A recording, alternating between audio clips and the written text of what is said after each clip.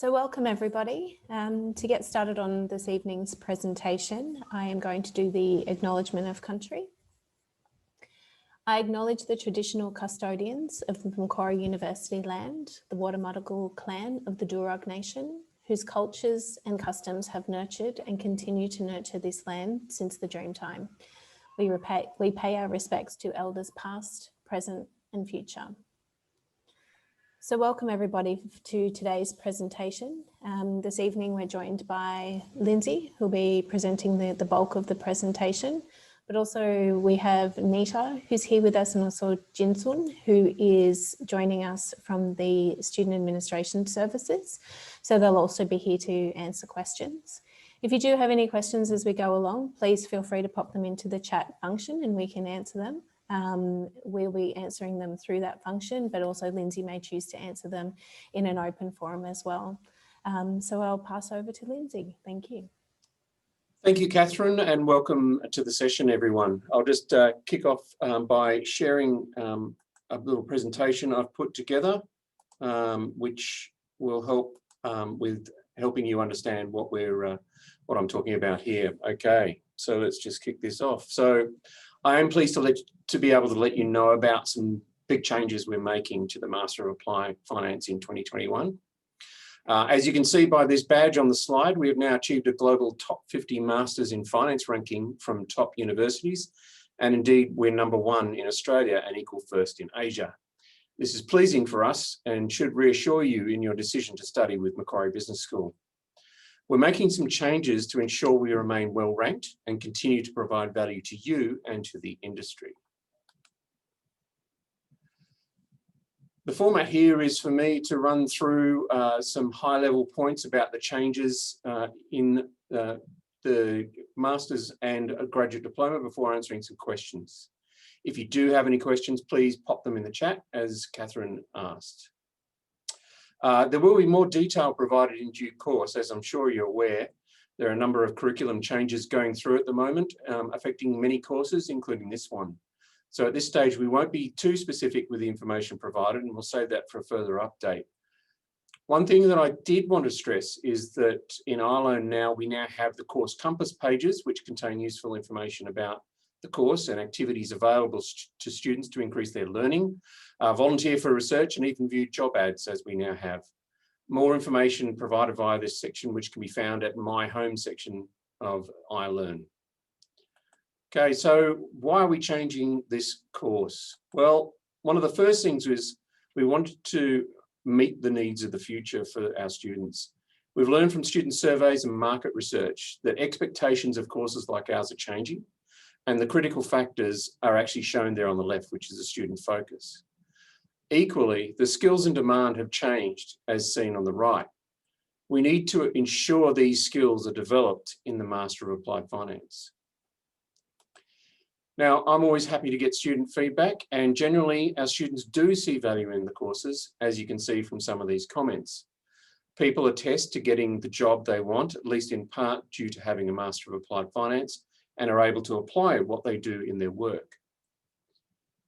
Of course, one of the other things is that student feedback also offers potential for improvement, and it doesn't mean there isn't room for improvement. Some of these comments have a clear theme around the need for renewal and updating what we do. So the changes we're making are designed to address these issues while maintaining the good stuff.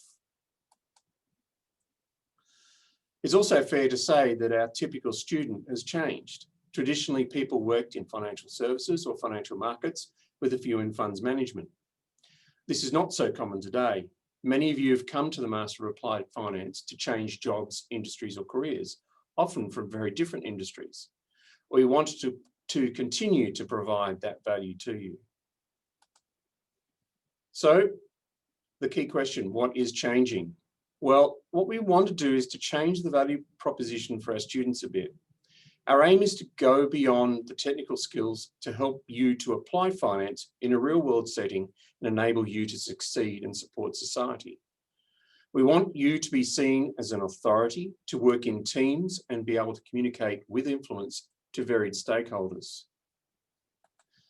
So we did have a number of design principles that we wanted to work from, and over the last 12 months, we were working on these principles to ensure we provided the education you need in the way you want it. A really critical thing here is the scale up of electives noted here. It enables us to offer electives over a whole 10-week term rather than just the last half, which is traditionally what happened.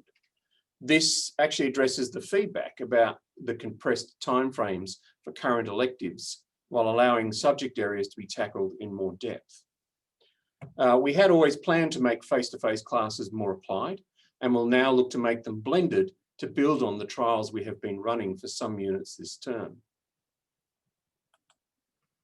The course structure is changing as well.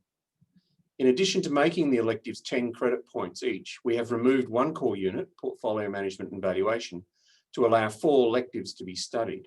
The material covered previously in PMV will be available, offered within the other units as refreshers where required. The knowledge will still be available, but not as a whole unit. The 4 electives will be available from 8 choices as shown here, which is the maximum choices we are able to offer, covering areas of interest for students and also emerging issues like sustainable finance.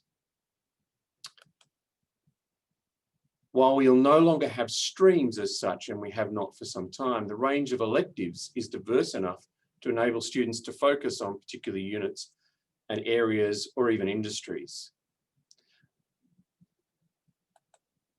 So what does it mean to you and when does it happen? Well, term 1 next year is a transition term.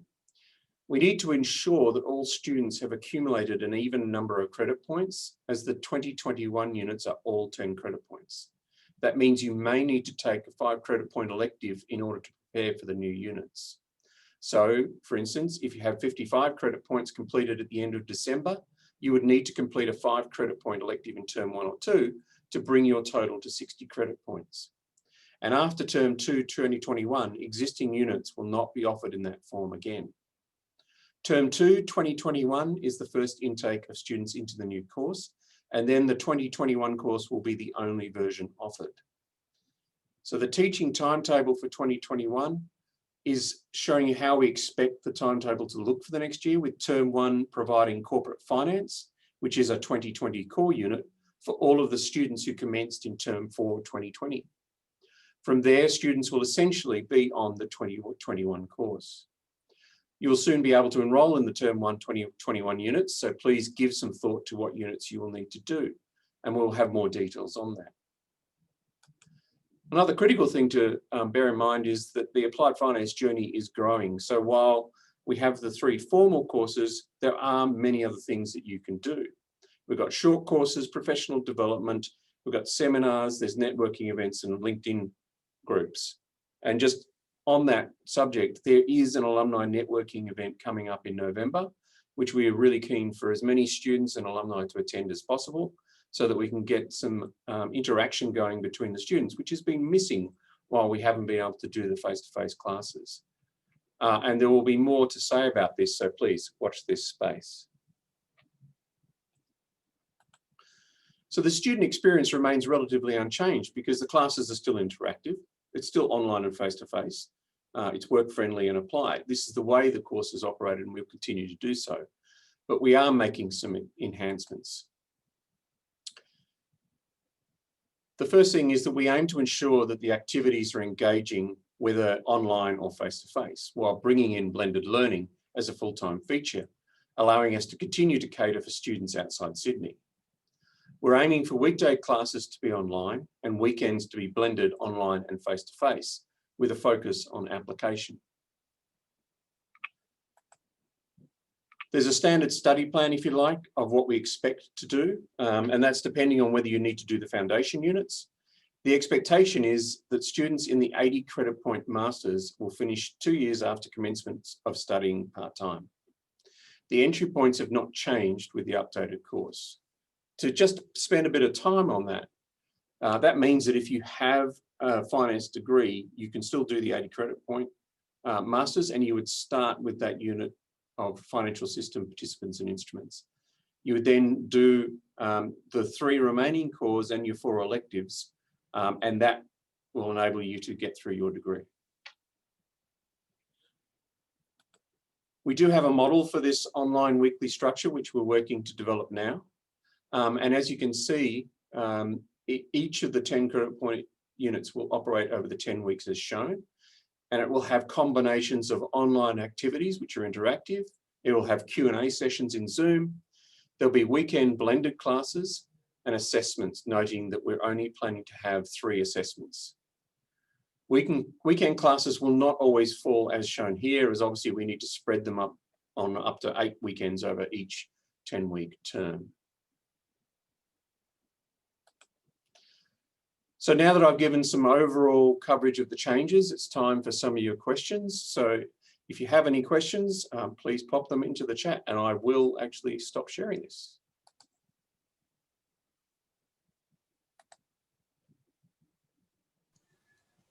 Okay. Lindsay, I think this is a very important question.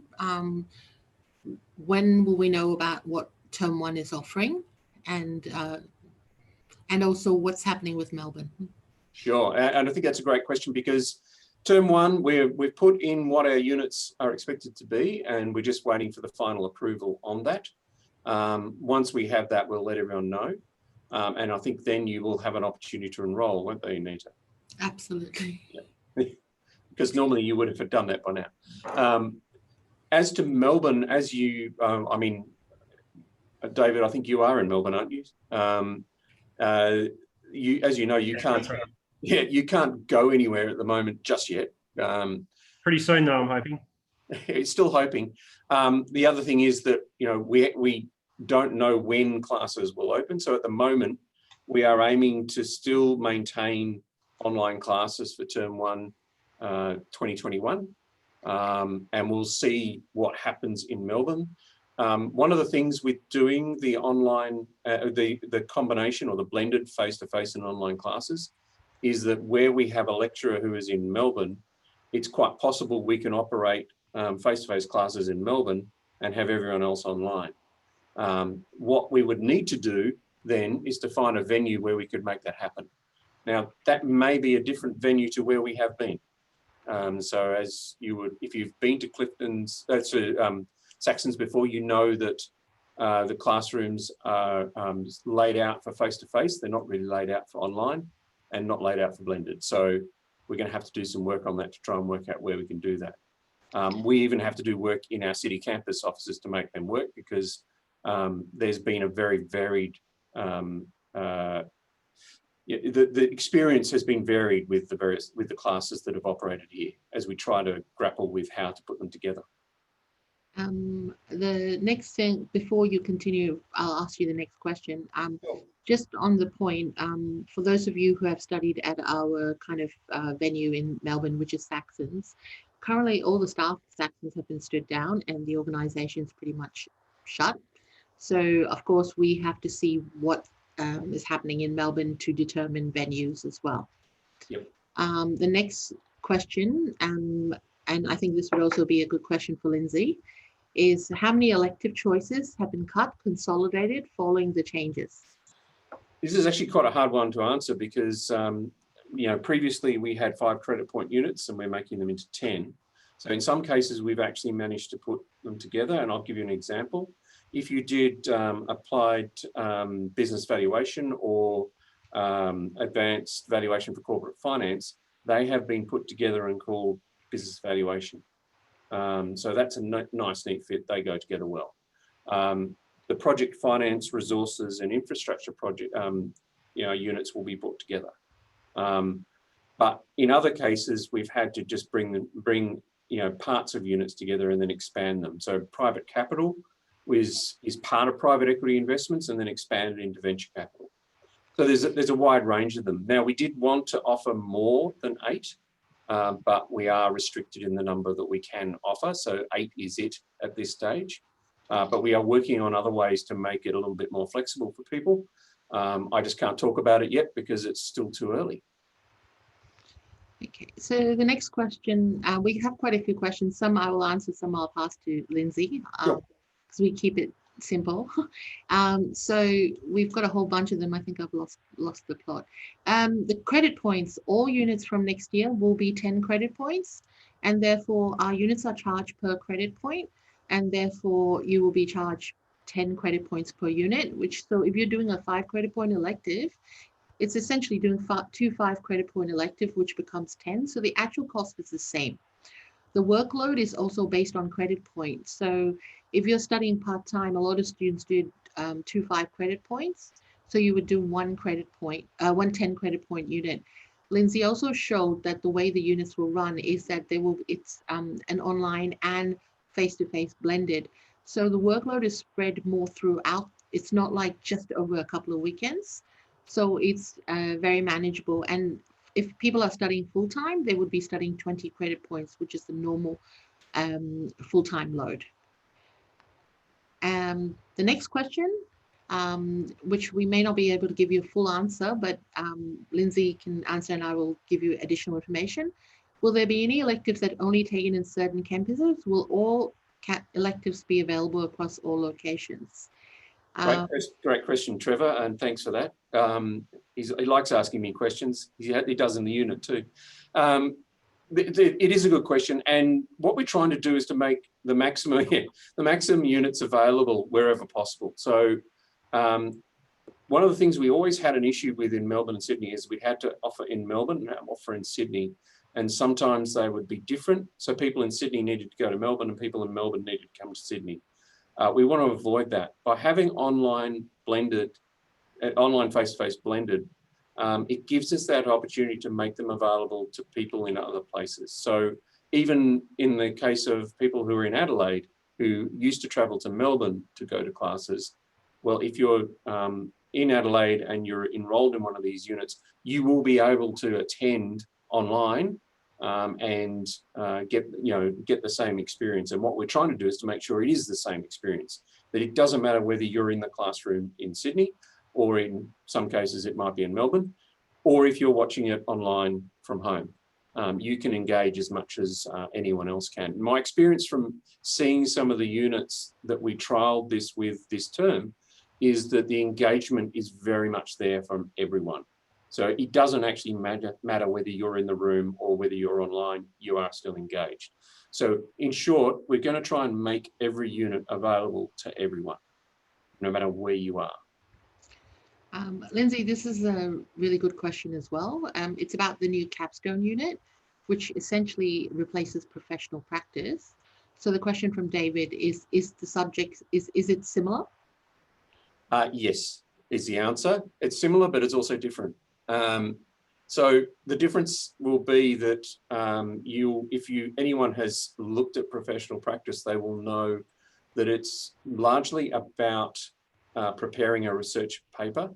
And then once you've handed that paper in, you've finished the unit. We're going to steal some stuff from the Global MBA, and we're actually going to have some presentations. So part of contemporary issues in applied finance is you will not only prepare the paper, you will present something about it too. And if it relates to it could relate to a certain case study or a certain business, and we might actually get some of our alumni from that business along to listen to what you've got to say. So we're trying to make that, there may actually be some sort of expo where we actually get the students to prepare their presentations.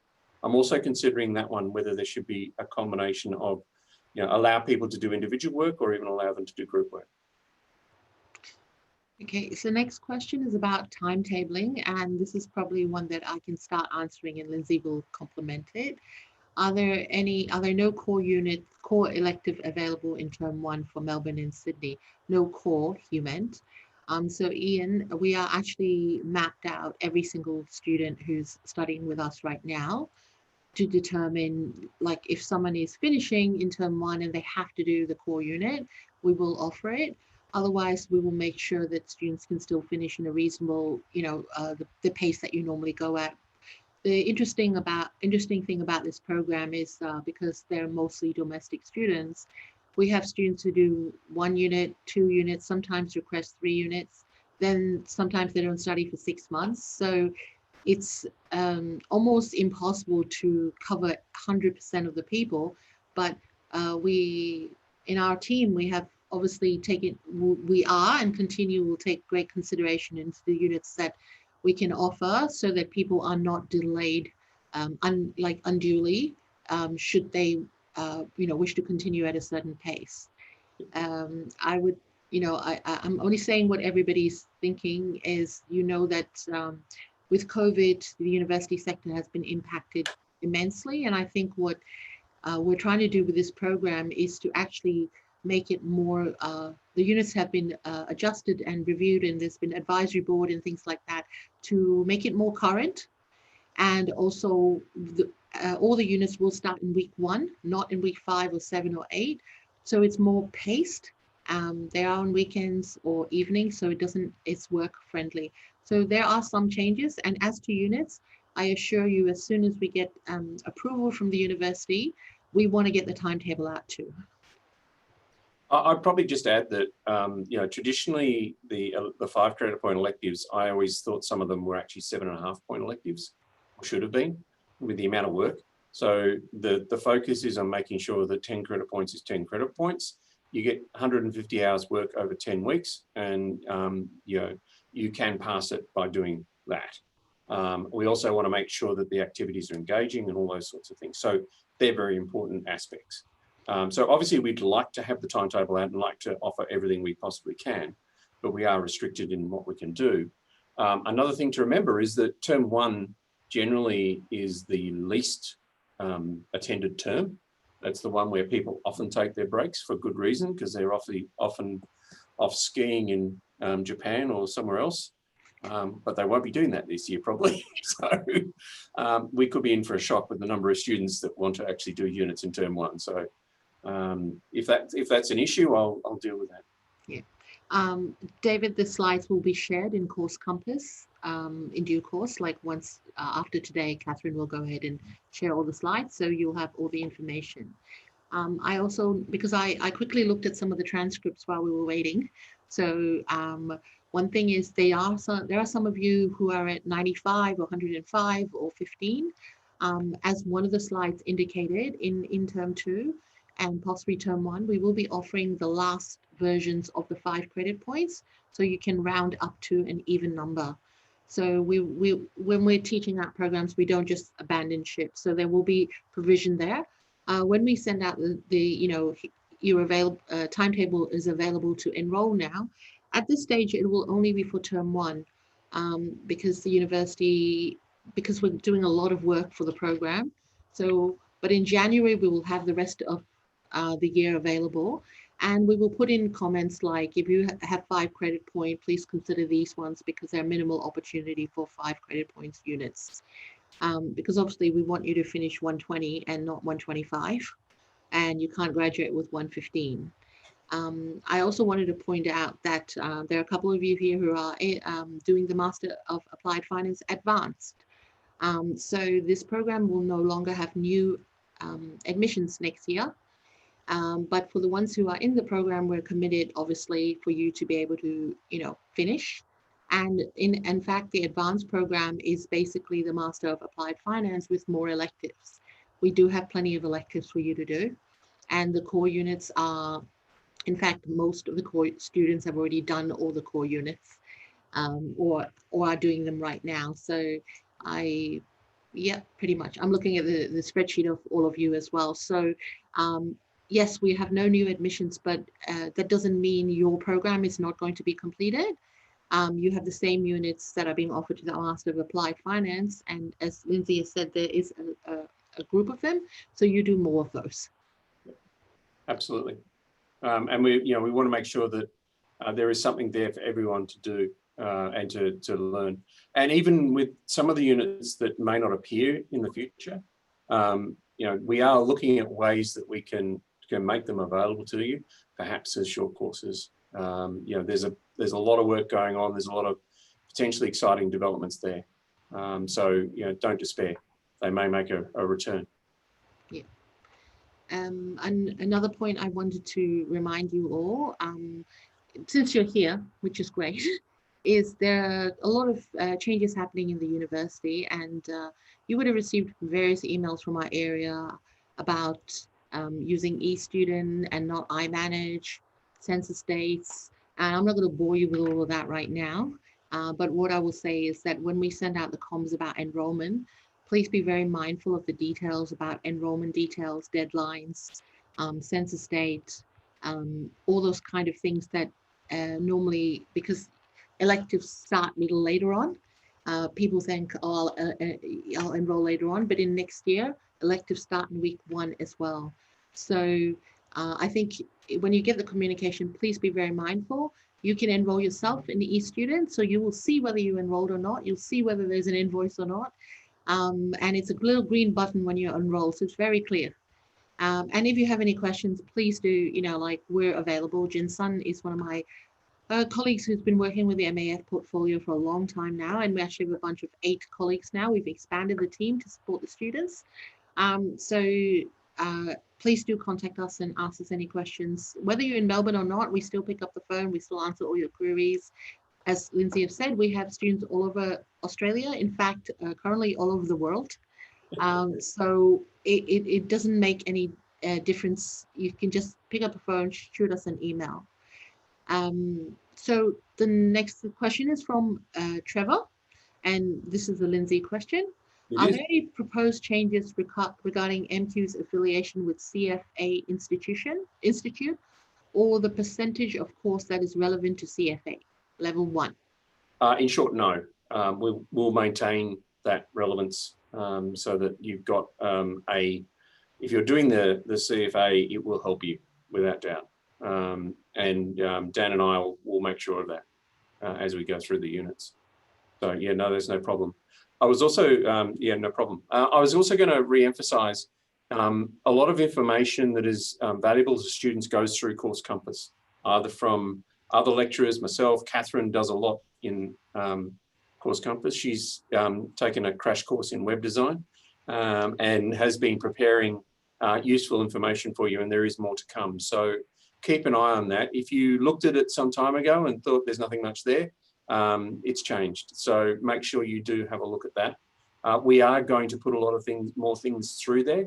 And from time to time, we'll do things like I did the other day, where I asked you guys for your feedback on what units to offer.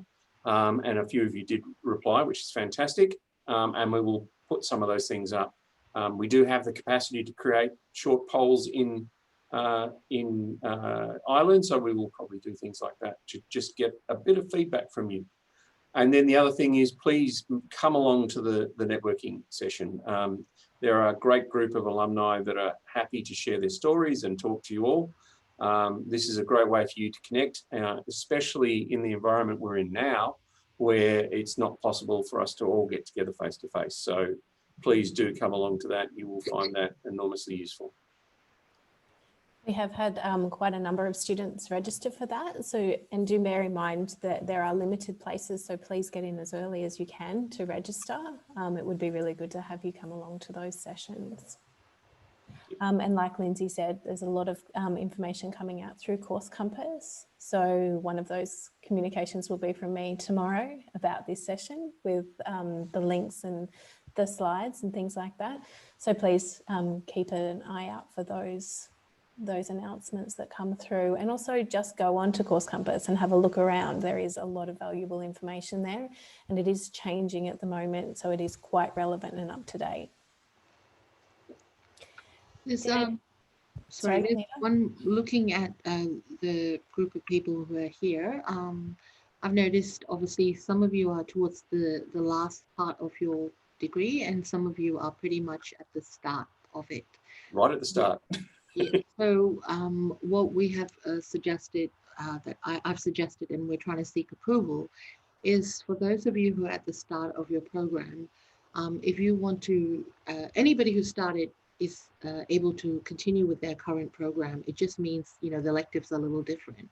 And the new units that are being offered next year, the core units they have equivalent mapping to the current. So you don't have to change to the new version of the Masters of Applied Finance if you don't want to. But if you would like to, we're going to develop a simple form, which will take you 30 seconds to fill in. So you don't have to reapply or anything like that. And then we will move you to the new version of the program as well. As Lindsay has said, the credit affiliation is the same. It's still Master of Applied Finance, but it just means that if you're in the new version, what you look at in your e-student will probably be easier for you to look at if you're at the start of your degree. You don't have to worry about, oh, but what about this? Or I used to do that.